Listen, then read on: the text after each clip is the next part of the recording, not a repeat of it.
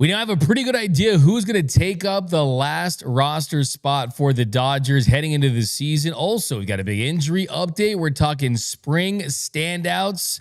Clayton Kershaw back on the mound yesterday. Shohei Ohtani, Yoshinobu Yamamoto will be competing in the WBC tomorrow morning. Who are you going to be rooting for in the WBC? All that more coming up next on Dodgers Dugout Live. It's time for Dodger baseball. Welcome to Dodger Stadium. This is the golden age of Dodger baseball. The Dodgers are building a dynasty. You got it, Warrior Parade! We got it, Parade! The Dodgers punch back and head to the championship series! Ohtani starts the 50-50 club. Monkey Magic! Freeman hits the ball to right field. She is gone! Start the party, Los Angeles! Your Dodgers have won the World Series! Think blue, bleed blue, and I'm out. Live from the heart of Los Angeles, this is Dodgers Dugout Live with your host, Doug McKain. What is up, Dodgers Nation, and welcome to another episode of Dodgers Dugout Live, the #1 Dodgers podcast and Dodgers show on YouTube. My name is Doug McKain. You can follow me on X and Instagram at DMac_LA. I cover the Dodgers for Dodgers Nation. This show is brought to you by the LA Sports Report and GearUp.LA, the official merchandise store at Dodgers Nation. Today's poll question of the show is kind of a tough one. I asked you guys, who are you rooting for in the WBC? You would think the obvious answer is the USA, right? But right now it's 58.9% say the US, 28.6% say Team Samurai, Japan, 10.7% say Mexico, and 1.8% say other. Got some other people for the other saying Korea and some other one. There we go. My boy BDR always killing the production side. So yeah, let me know down below who you're rooting for because the WBC has arrived. We've got Team Japan. We're going to see Shohei Ohtani and Yoshinobu Yamamoto playing meaningful baseball in less than 24 hours. Will you be getting up at 2 a.m. to watch? Steven Nelson, Jose Mota on the call. You got FS1 is there. Noel, he's setting the alarm, right?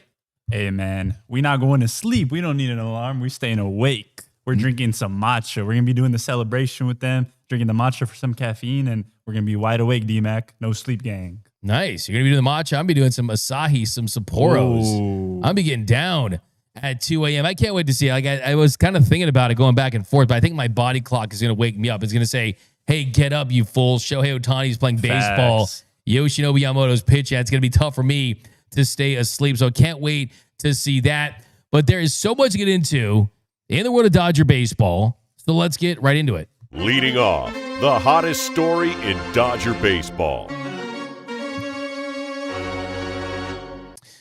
All right, yeah, keep finding away in the comments. Noel's looking for your comments of the show. We'll answer your questions later during the 7th inning stretch. But the hottest story in Dodger baseball, I think, was this morning when Dave Roberts was asked about Santiago Espinal and his chances of making the Dodgers opening day roster.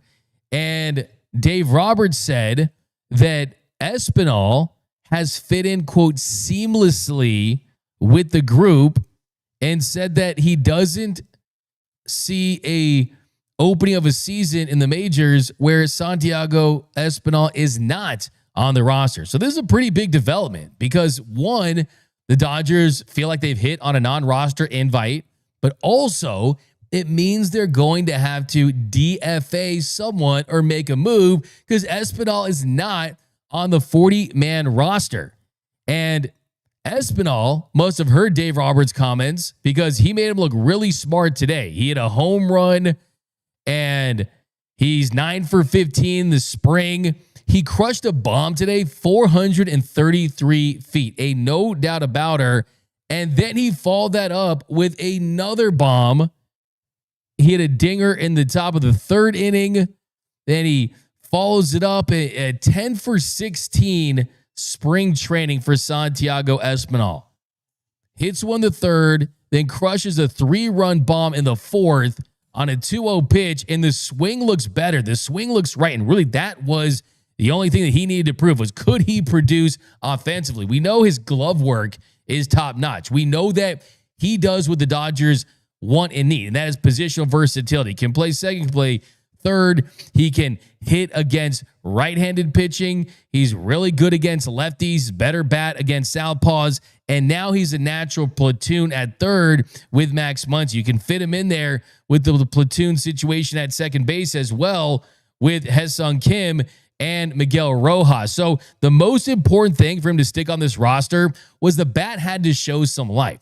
The bat had to show some pop, because heading into his time with the Dodgers, that's the reason why they were able to get him there as a non-roster invitee, just because that bat had really slid last couple of seasons after making the All-Star team in 2022 when he was with the Toronto Blue Jays. So we'll see what he says as far as what have the changes been and what the adjustments have been. But the good thing about him, and the biggest pro, he's versatile. He's got that righty swing. He's an infielder, and he's played a good amount of time at multiple positions. He's logged 343 major league innings at shortstop, 114 innings in the outfield in both corner spots. He's played 60 innings at first base. So that is the defensive versatility. And I got the feeling early on during spring training, when I looked at the roster, I said to myself, wait a second. You really mean to tell me that a Dodgers team that places such a premium on positional versatility, that looks for that Swiss Army knife type of player, that's always had the Chris Taylors and the Kike Hernandezes, that they're really going to start the year without that guy? And yes, Kim is expected to be in the second base mix. Also, he could be the backup center fielder. But to have that true, hey, I can play multiple infield positions, multiple outfield positions, that is what Santiago Espinal brings. And I can guarantee you, this was 2 weeks ago now, 2.5 weeks ago now. I can guarantee you I was the first person on the planet that said that Santiago Espinal was going to make the opening day roster. Planted my flag down there that day. I mainly did it because he was nice to me. But secondly, because I believed in his versatility as a player, and I trusted what Teoscar Hernandez said to me in the Dodgers clubhouse that day. And I'm not going to tell you everything he said, but I will tell you that he told me that Espinal and the front office had a very long conversation about his role for this team, and that he wasn't there just to be a, so to speak, camp body or a jag, just another guy, that he was there to prove to them what they thought he could bring. And once he did that, that they were going to give him a role on this team. And he certainly has done that this spring. He had to make the most of this opportunity. And really, that's something this organization does better or as well as any organization in this sport, is they're very transparent and upfront to these players about the possible role that they have. I mean, we saw last season with Rosario. He was in the mix. Didn't quite work out. This year, they lose Andy Ibanez in the waiver game, and think that Espinal has the potential to be an even better version of that. He's happy. He's comfortable. He's looking for one more opportunity to see if he can contribute to a big league club. And that's what the Dodgers do, right? Like, let's not forget that with all the stars on this team last year and all the stars that have come throughout here in the last decade plus, that it was the 287th highest paid player in baseball last year, Miguel Rojas, that saved the season and saved the dynasty. I'm not saying Santiago Espinal is going to have a Miguel Rojas moment, but the point I'm trying to make is the 25th, the 26th man on the roster has a role on this team and is expected to elevate the floor and contribute in some capacity. And he really just has a couple of rough seasons at the plate.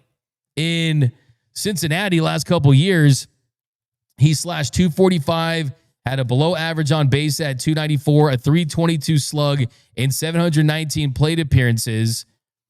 But the defense was always solid, especially at the hot corner at third base. He's really more of a second base option with the Dodgers, but he could play some third base as well. And he is a perfect right-handed complement to Hae-Sung Kim. So I think the way I see second base playing out, which if you're keeping score at home and you've listened to Dave Roberts in the last couple of weeks, he jokingly said that this has been almost a boring spring training as far as juicy storylines for reporters to write about. Well, the big position battle was second base. And Hae-Sung Kim, he impressed. It looks like he's going to be in the mix. Santiago Espinal is going to be in the mix. And then Miguel Rojas, who I don't care who is going to get the lion's share of the reps and the starts at second base. Miguel Rojas better be in the starting lineup on opening day. He better be in the starting lineup on opening day. And I expect him to be, even though I don't expect him to get more reps and more time there than Hae-Sung Kim or even potentially Espinal. Because at this age, knowing how important he is for the depth and potentially in the postseason, you're not going to run him into the ground early on in the year. But last week, I did catch up with Santiago Espinal down at Camelback Ranch, and I want you to listen to the optimism and the excitement that he had in just getting this opportunity to pursue a roster spot for the Dodgers. And when we get back, we'll talk about what they might do as far as a DFA candidate, possibly a trade, because they got to free up a spot on that 40-man roster to get him on that 26-man roster for opening day. But here was Santiago Espinal. Welcome back to Dodgers Dugout, the #1 Dodgers podcast and Dodgers show on YouTube. I'm here with one of the newer Dodgers here in camp, Santiago Espinal.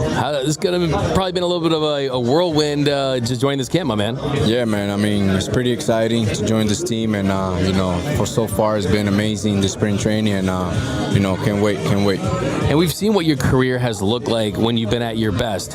How do you think this organization can help you get back to that guy? I feel like they can help me a lot.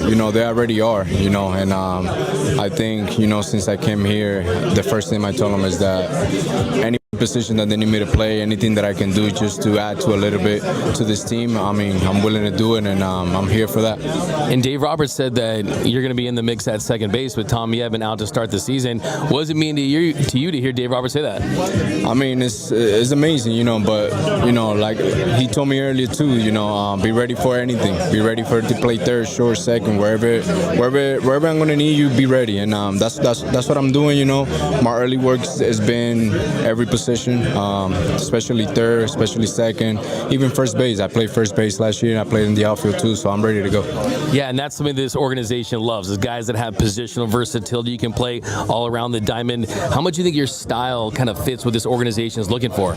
I mean, I think it fits pretty well. I seen Miggy, I seen Kike. They play multiple positions. I said Tommy Emma played multiple positions too, and me as well. So I think it'll be a great opportunity, and I'll be ready for it. Have you gotten a chance to talk to Kike and Miggy and just kind of what have they said about being a Dodger? I've been talking to Miggy, also to Teo, because I played 3 years with Teo Oscar. So we have phone calls too as well, and he told me, bro, this is the best thing to be, especially when you win a back-to-back. You want to be in a winning championship. And you've been in some clubhouses around this league. How do you describe this one at this stage of spring training? A lot of clubhouses, guys competing. This clubhouse feels like their goal is to win a third championship in a row. I mean, they're hungry.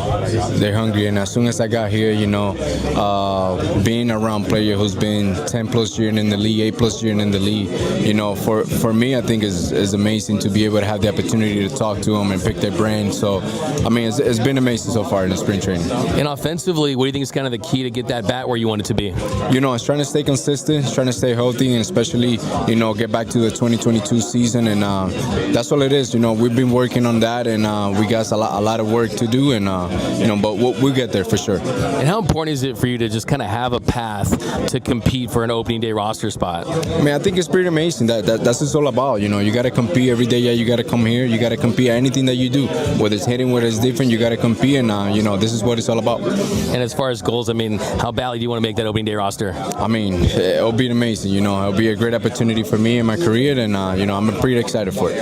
Awesome, man. Gonna keep the same walk-up song this year. Dodger Stadium's electric. You got 50,000 fans. Have you kind of thought about what you're going to play?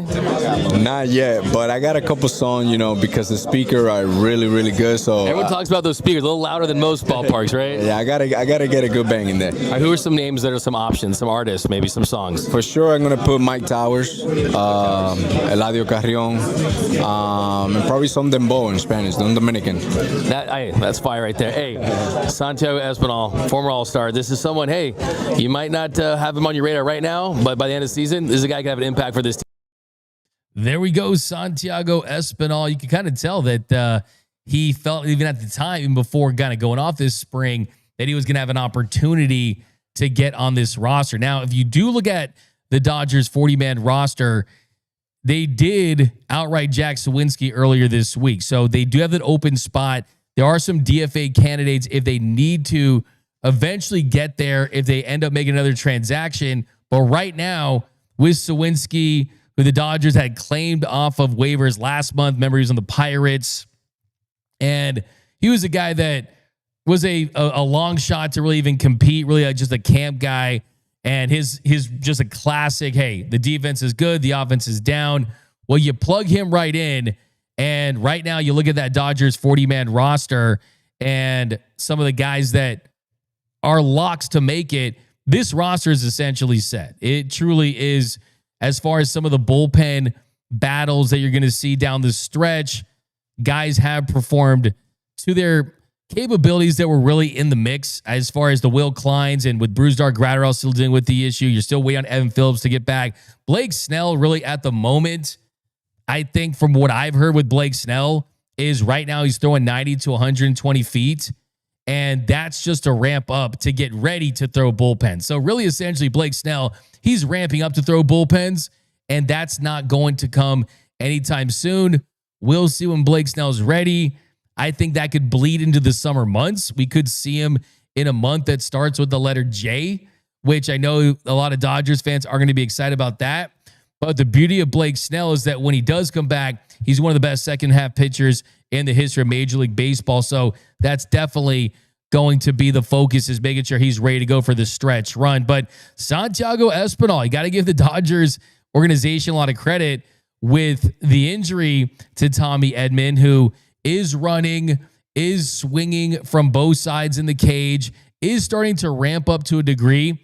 He's going to have his own spring training, and it's just going to be later, but they're not going to rush things with him. Kike Hernandez said yesterday that he's looking to return late May. We'll see if that even comes to fruition. I could see that even going deeper than that. So you're going to have two guys that are going to be competing in a job really as they've already won the job, which is going to be really interesting. So I think early on in the season, we know Mookie Betts is going to be your shortstop. Freddie Freeman is going to be your first baseman. Will Smith is going to be your catcher. But third base and second base, yes, you have Max Muncy, who you expect to primarily get the reps at third base, but he's another guy that has struggled in the last couple seasons against left-handed pitching. Could we see Santiago Espinal get a start here or a start there against a lefty? Could we see Miguel Rojas get a start here, a start there against a lefty? Will we see Hae-Sung Kim and that bat and all the adjustments that he made early on? Will that allow him to stay on the diamond? So those are really the two positions where you could see. I don't think they're going to go with the platoon as dramatically at third as they will at second base. But I do think outside of Mookie and Freddie, those are the two positions where you could see a little bit of a rotating cast of characters. I think that's something that's pretty exciting to think about, because that's good on for early on in a season, is to have some competition, guys vying for at-bats. And I think that there are some people that are thinking, oh, the lack of momentum for Hae-Sung Kim because he's in the WBC is going to hurt his chances. I don't believe that to be the case. Dave Roberts said that wasn't going to be the case. And I think in this situation that they're expecting both guys to contribute.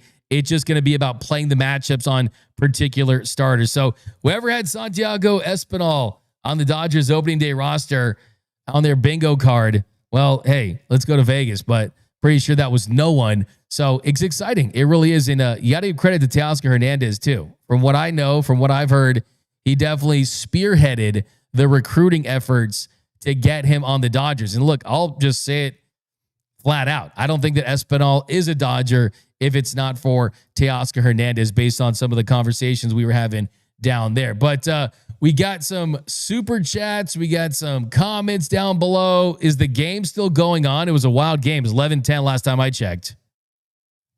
Yes, sir. Right now we're in the bottom of the 9th inning, and the score remains. Oh, it's actually now 13-10. Top of the 9th. Dodgers are winning. 13-10. I need 3 more runs for our bet. I need the Dodgers to win by 6. It's so funny, guys, because the Dodgers were up by, was it 4 or 5? When it was 4. And then Doug reminded me of our bet, and then immediately after that, then one of the Reds hit a 3-run home run. It's a wild game out there. Yeah. You had some explosive moments there for sure, but yeah, it's spring training. You gotta love it. By the way, I see people out there. I saw a really nasty Instagram post about Clayton Kershaw, where it said that Clayton Kershaw in the Team USA jersey is the most washed player in baseball history.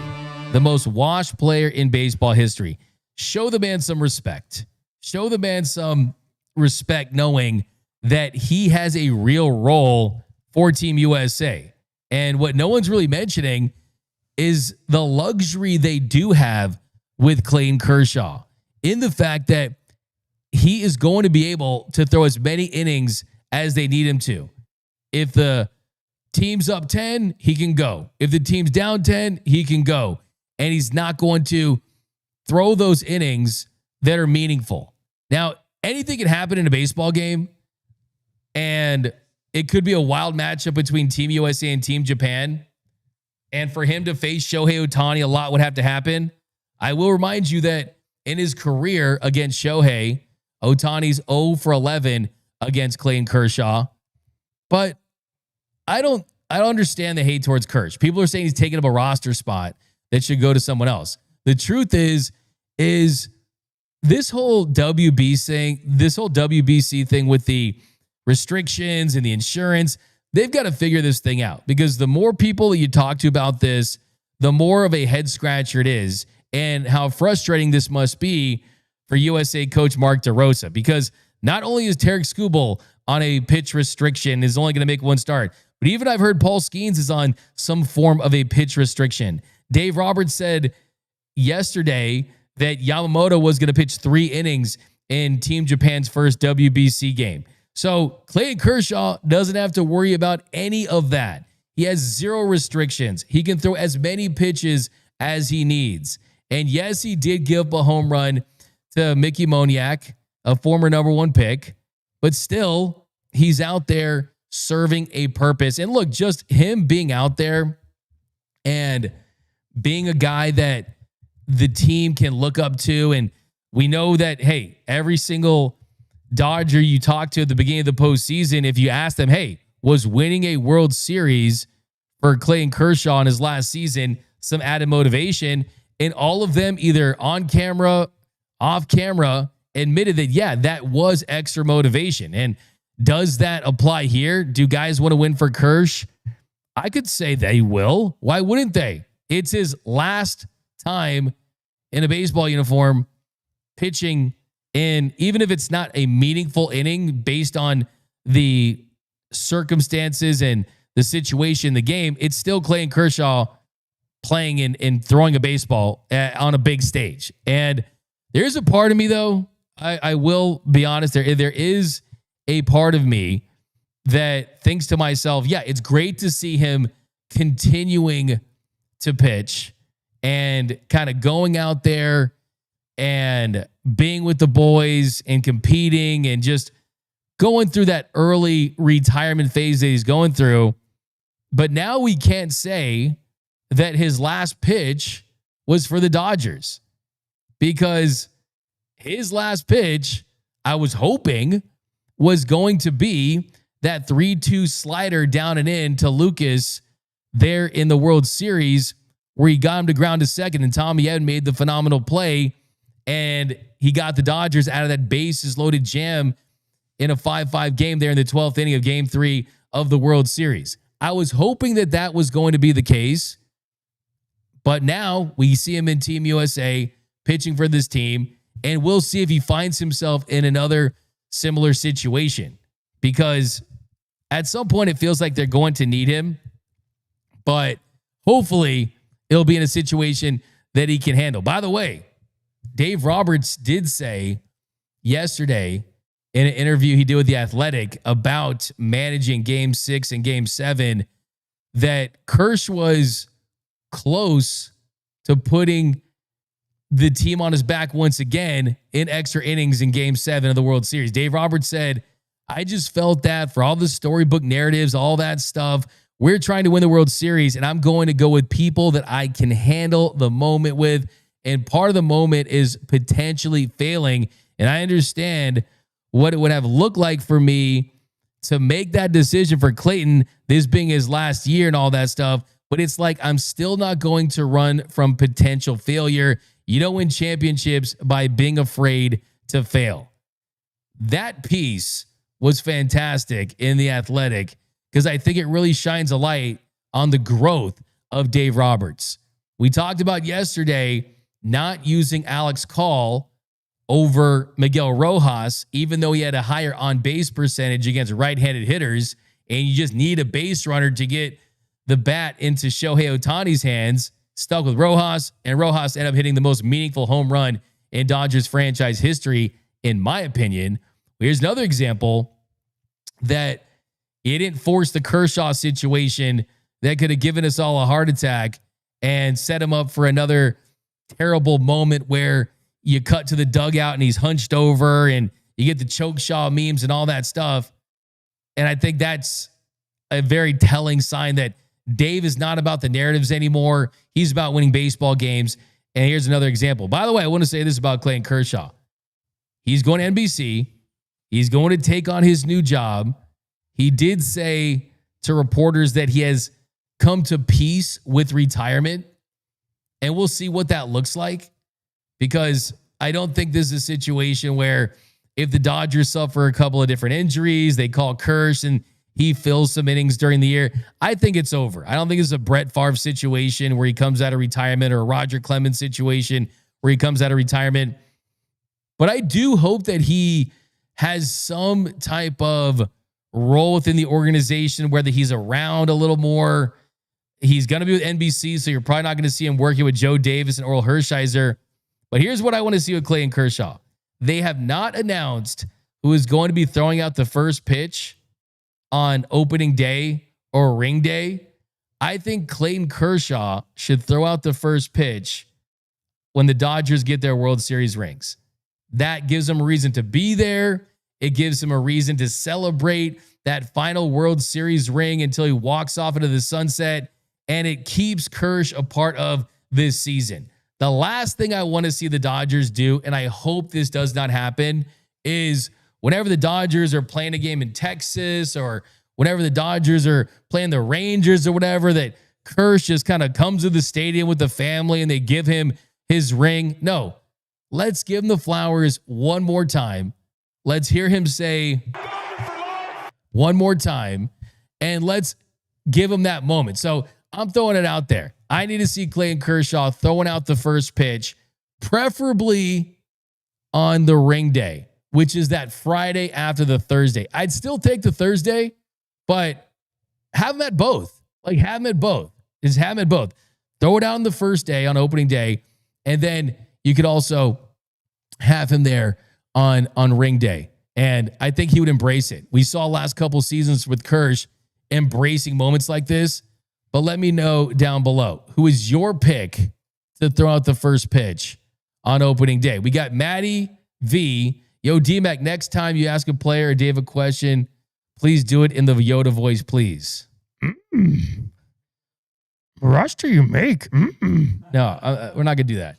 We got Krista Helicopter 007. I visit this channel every day just to see D-Mac's fit for the day. Dude, I don't know. This is by far my most popular Dodgers polo. I've got multiple comments on this. Compliment on Arco. The guy was feeling it. Hey, look, it's it's got the LA, the white. I don't know, the bases. I don't know. I mean, I don't know, but people are feeling this this polo for some reason. Espinal, a shirtless. Okay, this is the take right here, Noel. Sergio Avila, a shirtless Kershaw throwing out the first pitch. I can get behind that. Imagine that in one of these. It'd be awesome. I'm telling you, that's what I'm going with. One more pitch in the dirt from Senior Jefe. Great idea from Ed Jackson. Watching some of the invites to spring training gives me hope. The kids are definitely all right. Okay, speaking of the kids, switching gears here, another topic we got to get into is that early spring training breakout roster. The Dodgers' preliminary spring breakout roster has a lot of the names that you would expect to be on there. You've got the outfielders. You've got Ryan Ward, Josue DePaula, Zach Earhart, Kendall George, Zaire Hope. And the Dodgers spring breakout game is going to be on March 21st at 3:30. And I think this has been a big spring for some of these younger players that know they might not have a chance to make the big league roster this time around or might not make their debut this year. But if I'm looking at the spring standouts, the first guy that I want to start with is River Ryan. And this was always going to be a big year for River Ryan just because it was so highly anticipated. We had him on the show in the offseason, and you could see how amped he was. It blew everyone's mind that he started throwing 100. And that's a big difference from throwing 96, 97 to the dude can reach triple digits and throw 7 pitches and has a deeper arsenal. He's going for it. And I just want to send a special thank you to the San Diego Padres for River Ryan. Think about this deal. River Ryan was selected in the 11th round of the 2021 draft. He had never thrown a pitch at the big league level. He signed for just $100,000. There really wasn't very much buzz about River Ryan. And the Dodgers, they traded Matt Beatty, who was a negative WAR player in his entire career with the Dodgers, but Beatty was coming off a 2021 season where he did show some promise. He posted a 114 weighted runs created plus in 234 plate appearances. And it looked like, wow, they get up Matt Beatty for this guy named River Ryan. Who the heck is that?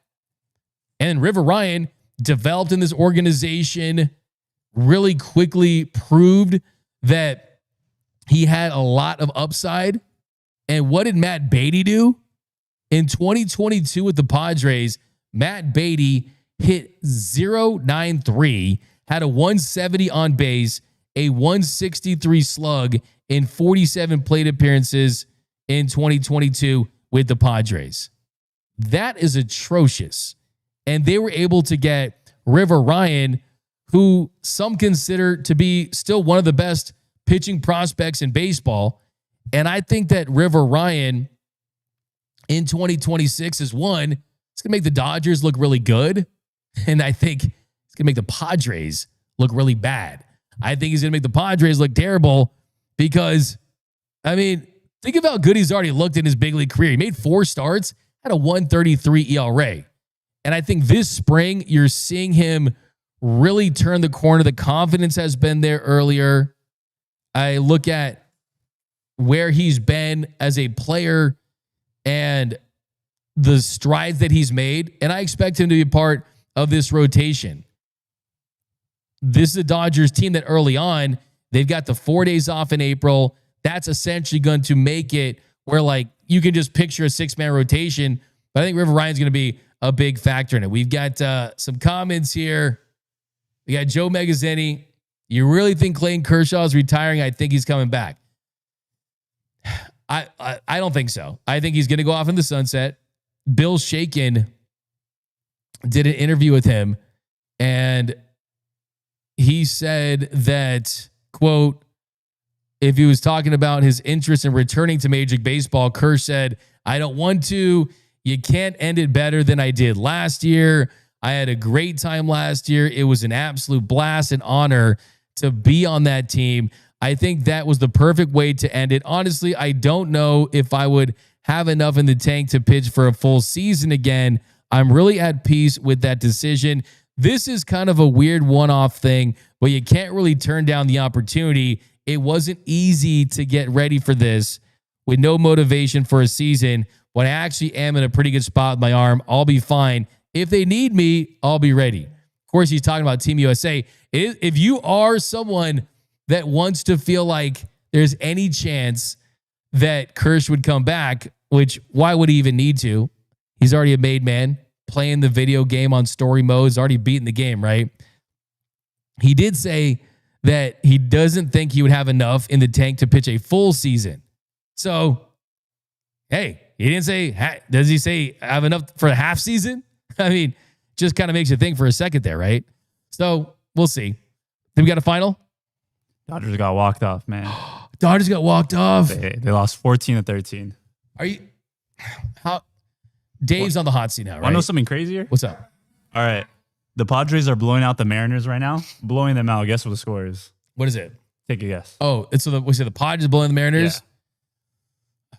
Man, I'm going to say 20-5. Try 27-6. 27-6? Jeez. That is a They're gonna have a parade football after. score. Oh, there's going to be a parade there. I love it. There, Noel bringing it. It's a parade inside Yes. my city. Yeah. They're going to hang that banner. I can't wait to see that banner at Petco. Blew out the Mariners 27-6 in spring training. They're going to have the rings. They're going to have the banner. They're going to have the parade. I'm sure the parade route is being done right now. So, yeah, wild stuff to say the least. But, yeah, another spring standout that we'll get into is how about Nick Senzel?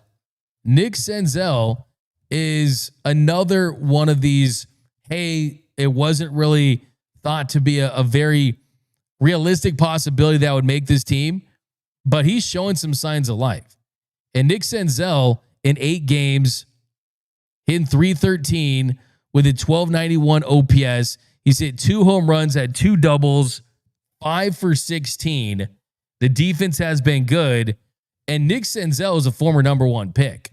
Nick Senzel is a guy that was highly touted throughout his career before he made the show. And unfortunately, did not work out from the Reds, did not work out with the Nationals, did not work out with the White Sox. He's 30 years old, so he's certainly on the older side. There's no doubt about that. He signed a minor league deal with the Dodgers on April 25th last year. He played 3 games for AA Tulsa and 96 for the AAA Oklahoma City Comets. Hit .252 at 12 home runs and 66 RBIs. And yeah, here's the thing he wants to change. He actually has a record you don't want, a stat you don't want. Your stat of the day, but in a negative way. Senzel has the fewest Baseball Reference wins above replacement of any active position player at minus 3.1.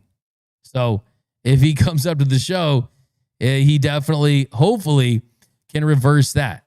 I think tomorrow I'm going to give you my top 5 biggest Dodgers draft pick busts of all time. I'll drop that list. I'm thinking guys like Chris Withrow, Zach Lee. How about Blake DeWitt? Remember Blake? How about Bubba Crosby? Scott Elbert? Those names. So we'll talk about that tomorrow. Now, another thing I want to get into is Dave Roberts. He all but pretty much confirmed that Freddie Freeman is going to bat cleanup. Freddie Freeman is going to bat cleanup. Shohei is going to bat first. Kyle Tucker is going to bat second. And Mookie Betts is going to bat third. So that is the plan, is to have Tucker to bat after Shohei Ohtani, followed by Mookie Betts, and then Freddie Freeman. Now, the question now becomes, what does Freddie Freeman benefit from going from second or third or fourth in the lineup? Well, now that he's going fourth, well, just first and foremost, cleanup hitters, they're going to have more chances to bat with runners in scoring position, runners on base. And last year, in 2025, the average MLB team saw their cleanup hitter bat 8 more times with runners on than the number 3 hitters, and 18 more times with runners in scoring position. So this to me is an exciting development, is the Dodgers are putting potentially their most consistent hitter as their cleanup hitter. And Freddie, he started 96 games in the 3 spot last year. He bat cleanup 47 times. He also hit second twice. He led the Dodgers with 291 plate appearances with runners in scoring position and runners on base.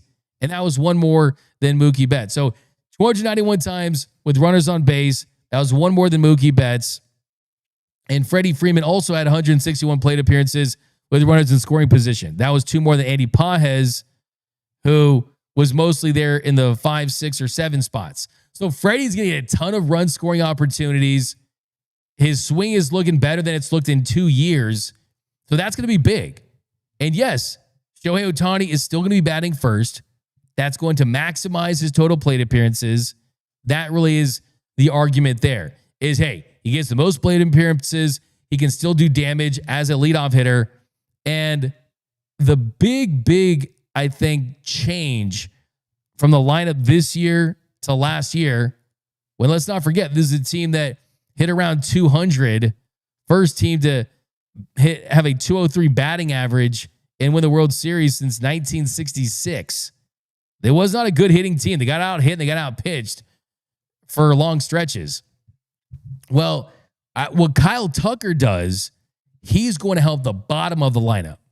And that is where you're going to see guys like Teoscar Hernandez, Max Muncy, Andy Pages, and Tommy Edman. These guys are going to be hitting 6th or lower. I mean, think about how insane that is. Guys that would typically bat 2, 3, 4 are going to be batting 5, 6, 7 in this lineup. And last year, the Dodgers 7 through 9 hitters hit 228, had a 294 on base and a 396 slug. That was 20th in on base percentage. So the fact they're adding better, more consistent, higher quality hitters, well, you look at where they're at right now, they're going to definitely try to make sure that they're putting themselves in better opportunities. If Haesung Kim has a higher on-base percentage, that's going to help massively because he's going to act as a second leadoff hitter.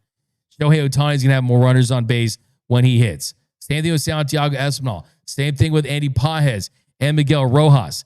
What I want to see for this team early on is the offense better, and I think it's tough to even process the fact that we are getting all-star caliber hitters towards the bottom of that lineup, and that is incredible to think. So that's going to be big. Freddie Freeman at cleanup, I'm looking for a big year for Freddie. Big year for Tucker, massive year for Shohei Ohtani, and a bounce-back year for Mookie Betts. That 1 through 4, I think is going to go down as the best 1 through 4 in Dodgers franchise history and possibly one of the best 1 through 4s in the history of Major League Baseball. We have the MV3. I think we have to convert that to the Mount Crushmore. I think that's where we're going to transition to. That's got to be the name for next season. But all right, let's get those takes in. Time for the Q&A. I'm sad. As you can see, I'm depressed. We got walked off in a spring training game. The walk-off. We got walked off in a spring training game on the same day the Padres are blowing out the Mariners. How are we ever going to respond to this? Come on, Dodgers, get it together. Is the three-peat? Of course, I'm only joking. It's just spring training. But here we go, guys. Let's answer all your thoughts, comments, and questions about your boys in blue here on the 7th inning stretch. The 7th inning stretch.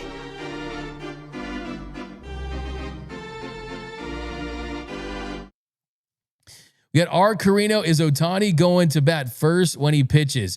I asked Dave Roberts this a couple weeks ago. He said that for now, the answer is yes, but they're going to have some conversations about it. So we'll see what happens there. We got El Machingon.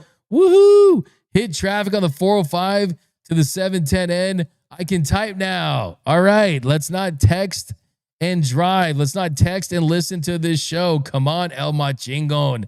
We've got Zarate. Dodgers need to do whatever they can to draft Roach Chalowski from UCLA. Hey, as a proud UCLA Bruin, I would love to see that. But the Dodgers are going to be nowhere near in a position to be able to get him. Maybe when he's a free agent in like a million years from now, but that ain't happening. Razor Ryan, okay, I like that. Pepper Grinder D-Mac, Adam Young, drown your sorrow today with a torta. I mean, I can't believe the Dodgers lose in walk-off fashion. Are you kidding me? It's ridiculous. Can't believe this. Come on. Biggest takeaway, Santiago Espinal hit 2 homers today. I mean, come on now. We got to EA wouldn't allow you to build this lineup in the show. Sheriff, yeah, they really wouldn't. I mean, this really is a lineup that it feels like you would put something together like this. They're the real life MLB The Show franchise mode with budgets turned off, forced trades turned on. It's like they're playing fantasy baseball in a league of 2. D-Mac, we got D-Clap from Dannins. We got Sheriff. I can't wait until DJ Severe's plays the soundbite. They call me Mr. Tibbs. Yeah. I'm going to do my list of top 10 spring standouts tomorrow, and you're going to see Mr. Tibbs, James Tibbs III on that list. I like it. D-Mac, what happened to your Dodgers suit? I still got it. Espinal is a spring training MVP so far from Yang. Yeah, the spring training MVP. That's it's almost a funny phrase when you think about it. But certainly when you look at the spring training competitions and guys that were not expected to do anything, I think that he's the guy that's gained the most because he really was viewed as a long shot early on. And all of a sudden, I mean, you look at Espinal, dude is 10 for 16, hitting 625 with a 1761 OPS. Another spring winner. I mean, you look at the leaders, Espinal leads them in hits. Behind him is Zach Earhart with 9 hits. He's 9 for 26, hitting 346. Josue DePaula hitting 400, 8 for 20. Think about that. Josue DePaula has the 3rd most hits of any Dodger in spring training, the Dodgers' top prospect. Noah Miller, he's been a standout, 8 for 21 in 11 games, hitting 381. How about Teoscar Hernandez had himself pretty solid spring, 7 for 18.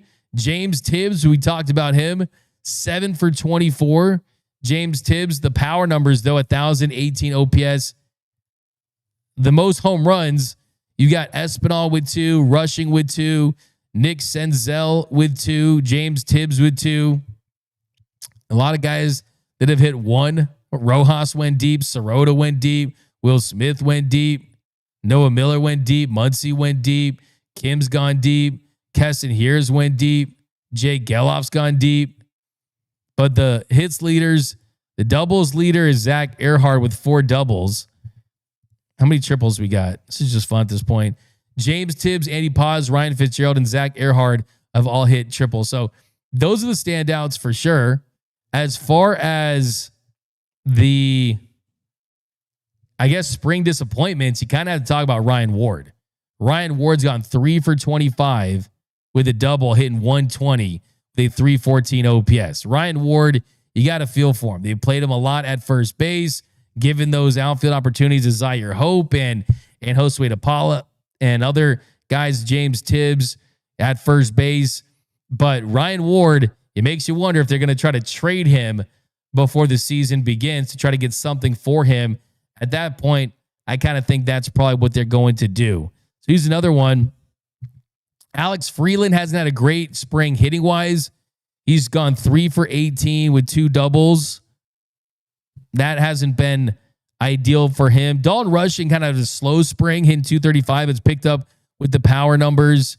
So that's definitely encouraging for sure. Kendall George, 1 for 14. I mean, there's such small sample sizes. They really are. Really small sample size. Alex Call, he's gotten 4 for 9, hitting 444. Call looking okay. Then on the pitching side, the strikeouts leader for the Dodgers in spring training, the strikeouts leader, man, it's all over the place, really. You look at where the Dodgers pitching is on that side. Kyle Hurt leads them with 7 strikeouts. Yoshinobu Yamamoto with 7 strikeouts. Paul Gervais with 6. I think the big leader for me, takeaway wise, Cole Irving didn't have a good day. Paul Gervais has struggled for sure. Ryder Ryan actually looks pretty solid. He really has. I think Kyle Hurt's a big winner. A 2.25 ERA in 4 innings of work. Will Klein, 2.25 ERA. So that, and I think River Ryan from a pure stuff standpoint, he is a 0.00 ERA. He's really looking locked in. He hasn't even given up a hit yet. A 0.67 ERA for River Ryan. Got to give him the win there. Some more. We got Justin Lamas. I got Team France winning the WBCC, the World Baseball Cancun Classic. Bruh. Good one. I like it. We've got Ward going to be part of a trade package from Crypto. We got Espinal is definitely number 1 for Mr. Classic. No doubt about it. He's that guy. Espinal, man, love to see it. I love to see it. Does my Espinal take make up for my Conforto take? I mean, come on. Please. We got Elmich and Noel dropping his signature smile, trying to take advantage of all the heartbroken Bonda fans. That's a comment of the show. Come on, man. You know, that's a fun fact, is that Noel Sanchez has replaced Anthony Bonda as the Latino heartthrob I can never. with Anthony Bonda in Minnesota. I love it. No, sir. Hope into Paula for AAA and let them progress there. That's from Mr. Classic. Yeah, I see it. All right, guys, we are running. Let's do some more. Nufo, the tortoise don't taste good after walk-off loss. Finish him. Facts. Sheriff Lance Lynn just gave up some run to Santiago Hernandez. Don't know if that's true or not, but I still would give it one of these. Let's go Dodgers. Or home run. Got the home run. Drek says Blake Snell is way overpaid for what you get from him. Barely even pitches. See, that's the thing that you're getting wrong. What you're getting wrong about Blake Snell is actually giving the Dodgers what they want, and that is, ask yourself this question. Would Blake Snell have pitched like he did in the postseason if they forced him throughout the regular season? I think the answer to that is an emphatic no. And throughout the postseason, he was great. Let's not forget, yes, he did give those home runs to Vladdy, and we saw that he wasn't at his very best throughout the World Series. Still came through and pitched in Game 7 and got the job done. And he got big outs, 4 outs in Game 7, and was scoreless out of the pen. And in the postseason, Blake Snell, 34 innings and a 3.18 ERA, and led all of Major League Baseball with 41 strikeouts. There's actually the most strikeouts by any Dodger in the history of the postseason. So it's kind of wild to think that, yes, Yoshinobu Yamamoto, deservingly so, rightfully so, he gets the love for the postseason success and because he was the World Series MVP. But Blake Snell actually had more strikeouts than Yamamoto and had more strikeouts than anyone in the history of this franchise in the postseason. So if he can recreate and replicate those numbers again, and he's healthy to go in the postseason, that's what they want him for. We got Sergio D-Mac. Would you say Shohei is the only 6-tool player in Major League Baseball history? He can also pitch at an elite level. I think you'd add a 7 or 8 tool, man. When you add the marketability, when you add the superstar power, the dude looks like a rock star. He's Michael Jackson in baseball cleats. He really, truly is. So, yeah, I would say that you could definitely, certainly make that case. What would Barry Bonds' ERA be, right? Like, think about what Barry Bonds' ERA be. I think I said it yesterday. It'd be bigger than his head. Be a large number than that after steroids. So, yeah, think about how insane that would be. But all right, guys, we are running out of time. So let's get to the walk-off. The walk-off. Hits the ball to right field. She is gone. Okay, so we've got a little bit of a off-the-cuff story here, and that is that a North Carolina woman suing the Dodgers. This North Carolina woman is suing the Dodgers after getting hit in the shoulder by a buzzball at the game. This is from ESPN. It says a North Carolina woman has sued the Los Angeles Dodgers for negligence after she suffered an injury when she was hit in the shoulder by a buzzball alcoholic drink container during a game in August of 2025. The woman, who is representing herself in the lawsuit, says that the drink, which is sold at the stadium and served in a circular-shaped container, quote, was thrown, dropped, or otherwise propelled from an elevated seating or standing area above where she was sitting. She says that it struck her directly in the shoulder with significant force. Now, she is claiming that the impact caused immediate pain, bruising, and swelling, as well as the loss of the normal use of her arm. And that's what it says in this Los Angeles Superior Court filing. And it gets better.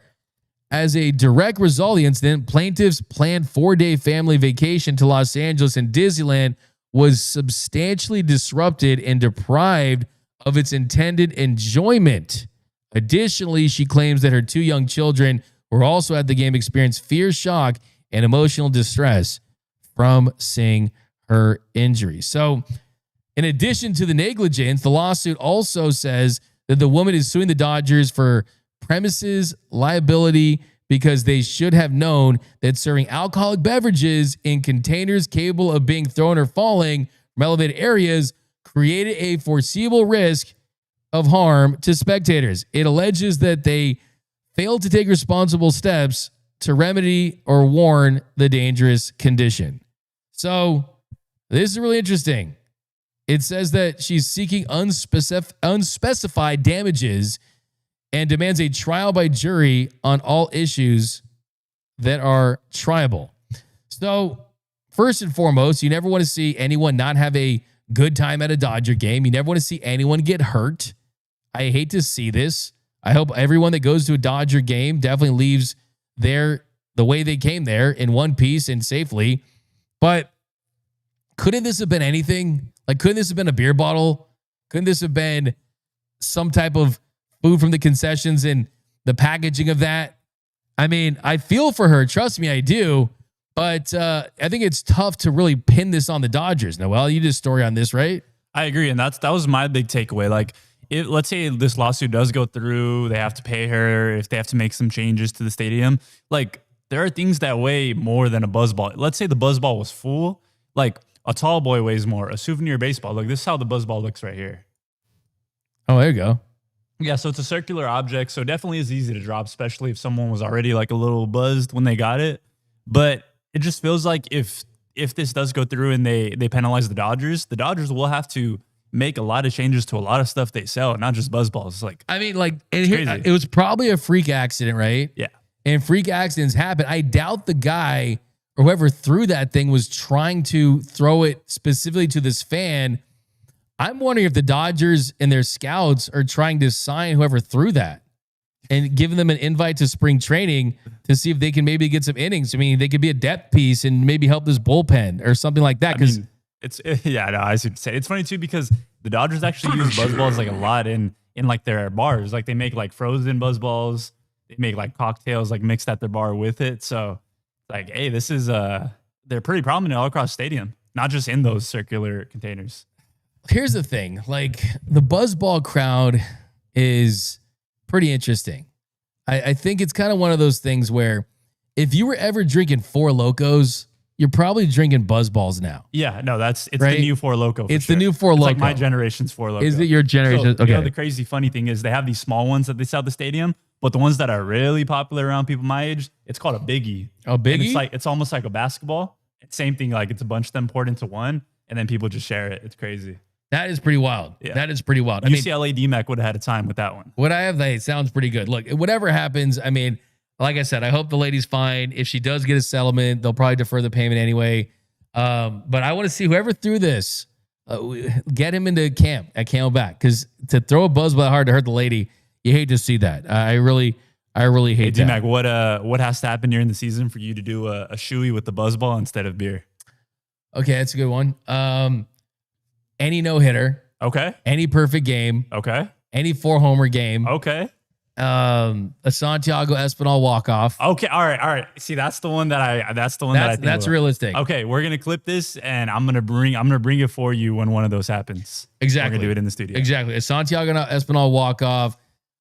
Perfect game is a long shot, of course, but no-hitter, I feel like this has to be the year. Like, we need a no-hitter. The drought has been too long, and the last one was a team no-hitter in 2018. We don't want to see that.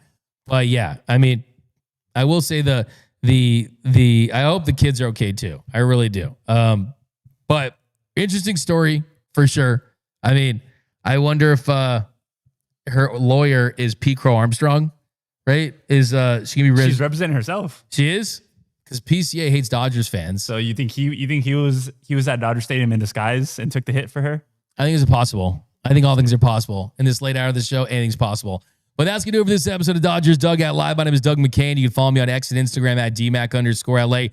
Hit the subscribe button, hit the notification bell, drop a like, follow myself at DMac_LA, and Noise by Noel at Noise by Noel. Mr. Noel Sanchez. We'll see you guys tomorrow. Wake up at 2 a.m. Support our own Shohei Ohtani and Yoshinobu Yamamoto in the WBC. I can't wait to see. Against Taipei, right? You said what? It's against Taipei? Yes, sir.